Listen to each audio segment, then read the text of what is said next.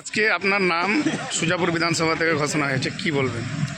সুজাপুর বিধানসভা থেকে ইতিপূর্বে আমার নাম ঘোষণা হয়েছিল। আজকে রাজ্যের 182টা আসনে আমাদের প্রার্থী দেওয়ার যে সম্ভাবনা তৈরি হয়েছে, তার একটা সিংহভাগ প্রার্থী আজকে ঘোষণা হলো রেজিনগর পার্টি অফিস থেকে। আজকেও আমাদের নামগুলো ঘোষণা হয়েছে।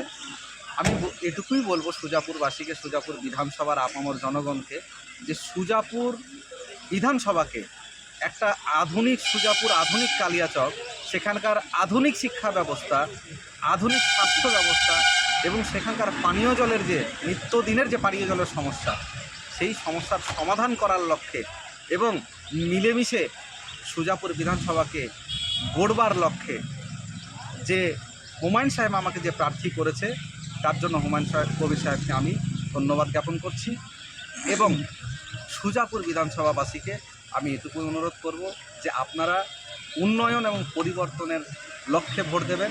যেহেতু আপনারা বরাবরই কংগ্রেস এবং তৃণমূলে ভোট দিয়ে আমরা সকলেই কিন্তু প্রতারিত হয়েছি। সুজাপুর বিধানসভার কালিয়াচকের যে উন্নয়ন প্রকৃত, তার কিঞ্চিত পরিমাণও বাস্তবায়ন হয়নি। আশা করি আমরা আসুন একটা উন্নত এবং আধুনিক কালিয়াচক, আধুনিক সুজাপুর গড়ে তুলি। বিধানসভা একটা হাই ভোল্টেজ বিধানসভা, যেখানে মন্ত্রী সাবিনা ইয়াসমিন দাঁড়িয়েছেন, কিভাবে লড়াই করবেন? দেখুন, সাবিনা ইয়াসমিন মূলত দাঁড়িয়েছেন, এটা সাধারণ মানুষও বলছে যে উনি দাঁড়িয়েছেন মাত্র, কিন্তু মানুষ কতটা গ্রহণযোগ্য তা ওনাকে দিচ্ছে বা কতটা প্রায়োরিটি দিচ্ছে, সেটা কিন্তু মানুষ বুঝিয়ে দিয়েছে ওনার প্রার্থী তালিকা ঘোষণা হওয়ার পরে।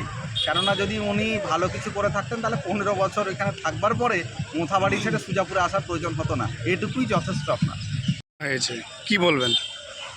নিশ্চিতরূপে বলতে পারি যে এই প্রার্থী ঘোষণা শুধু আমি নই, এটা আমি উপলক্ষ মাত্র, কারণ প্রত্যেকটা নির্বাচনের ক্ষেত্রে একজন মানুষ উপলক্ষ হিসাবে দাঁড়ায়, কিন্তু আমার পুরো মানিকচকবাসী কিন্তু আমার এই প্রার্থী। এবং সেখানকার কিষাণ জাতি থেকে শুরু করে সেখানকার যে ভূতনি, যে গঙ্গা কবলিত যে মানুষগুলো, তারা আমার প্রার্থী। মানিকচকের শিক্ষিত বেকাররা আমার প্রার্থী, মানিকচকের ব্রিজ শ্রমিকরা আমার প্রার্থী, অর্থাৎ সমগ্র আপামর আম জনতা হচ্ছে আমার প্রার্থী। আমি শুধুমাত্র উপলক্ষ। আপনার নাম ঘোষণা হয়েছে, আপনি কি বলবেন? মালতীপুর বিধানসভা থেকে আমার নাম ঘোষণা হয়েছে। আমার হুমায়ুন কবির আমাদের চেয়ারপারসন আমার নাম ঘোষণা করেছেন। আমি মালতীপুর বিধানসভার আমাদের আপামর জনগণকে আমরা একটাই বার্তা দেবো যে আপনারা আমাদেরকে ভোট দিয়ে আপনারা আমাদের জয়লাভ করাবেন। আপনাদের অধিকার আপনারা বুঝে নেবেন। আপনাদের অধিকারের জন্য আমরা এসেছি, শুধুমাত্র আপনাদের অধিকার বোঝানোর জন্য আমরা এসেছি। কেমন লাগছে? খুব ভালো লাগছে।